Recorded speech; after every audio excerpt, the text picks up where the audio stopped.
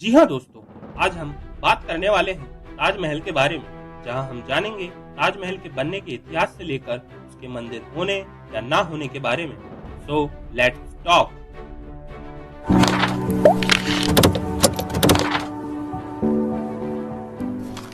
तो दोस्तों, हम शुरुआत करते हैं इसके इतिहास से। दोस्तों, ताजमहल भारत के उत्तर प्रदेश राज्य के आगरा शहर के यमुना नदी के किनारे पर मौजूद एक संगमरमर का बना मकबरा है। यह भी यूनेस्को की विश्व धरोहर में भी शामिल है। इसका निर्माण मुगल सम्राट शाहजहां ने अपनी पत्नी मुमताज महल की याद में करवाया था। दूसरे शब्दों में कहें तो ताजमहल मुमताज महल की मजार। अब दोस्तों, सबसे पहला सवाल आता है कि मुमताज थी कौन? तो दोस्तों, मुमताज महल पर्शिया देश की राजकुमारी थी जिसने मुगल शासक शाहजहां से निकाह किया। ऐसा कहते हैं कि मुमताज महल शाहजहां की सबसे चहेती पत्नी थी। सन 1631 में 33 वर्ष की उम्र में अपनी 14वीं संतान गोहरा बेगम को जन्म देते समय मुमताज महल ने अपना दम तोड़ दिया। ताजमहल को मुमताज का मकबरा भी कहते हैं। 1631 के बाद ही शाहजहां ने आधिकारिक रूप से ताजमहल को बनाने की घोषणा की। 1632 में ताजमहल का कार्य शुरू हो गया।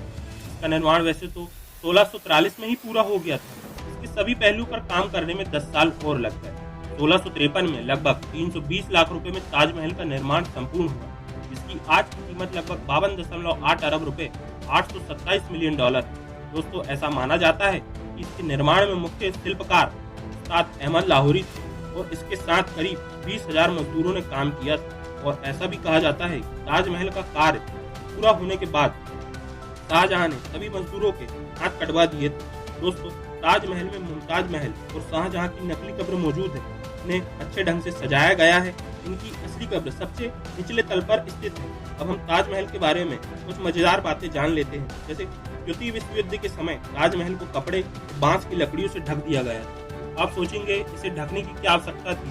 दोस्तों, इसे दुश्मनों के हमले से बचाया जा सके, इसलिए इसे ढक दिया गया था। इस काम को करने में पुरातत्व विभाग को लगभग 20 दिन लग गए थे। इस मकबरे को बनाने में करीब 8 अलग देशों से सामान लाया गया था और इसकी सामग्री ढोने के लिए करीब 1500 हाथियों का सहारा लिया गया था। दोस्तों, कुछ लोगों का मानना है कि शाहजहां ताजमहल की दूसरी ओर एक काला ताजमहल बनाना चाहता था, क्योंकि वह सोचता था कि इससे ताजमहल की सुंदरता और अधिक बढ़ जाएगी। लेकिन इसके पहले उसके बेटे औरंगजेब ने शाहजहां को बंधक बना लिया और उसकी ख्वाहिश पूरी नहीं हो पाई। ताजमहल की एक रेप्लिका औरंगाबाद में मौजूद है, जिसे बीबी का मकबरा या मिनी ताज भी कहते हैं। ताजमहल जो फव्वारे लगे हैं वह किसी पाइप से नहीं जुड़े हैं, बल्कि हर फव्वारे के नीचे एक टैंक बना है। ये सभी टैंक एक समय पर भरते हैं और प्रेशर बढ़ने पर पानी निकलता था।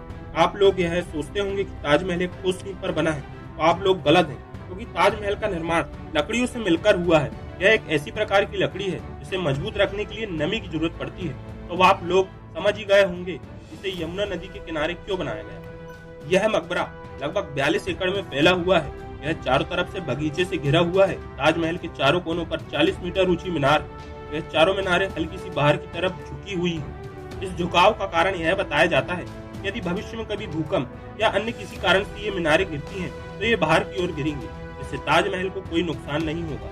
यहाँ तक कि दोस्तों, हमने बात कर ली ताजमहल के इतिहास और उसके वास्तुकला के बारे में। अब हम आगे बात करेंगे मंदिर होने या ना होने के बारे में। तो दोस्तों, आपको जानना होगा पुरुषोत्तम नागेश ओक के बारे में, जिन्हें P.N. ओक के नाम से भी जाना जाता है।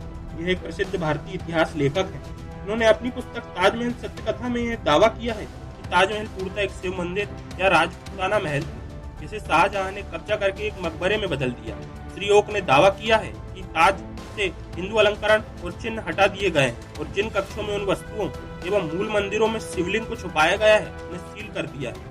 साथ ही उन्होंने यह भी दावा किया कि मुमताज महल को उसकी कब्र में दफनाया ही नहीं गया था। श्री ओक ने अपनी पुस्तक ताजमहल एक टेम्पल में 100 से भी अधिक प्रमाण और तर्क दिए हैं और वह दावा करते हैं कि ताजमहल वास्तव में एक शिव मंदिर है, जिसका असली नाम तेजो महल हुआ करता था।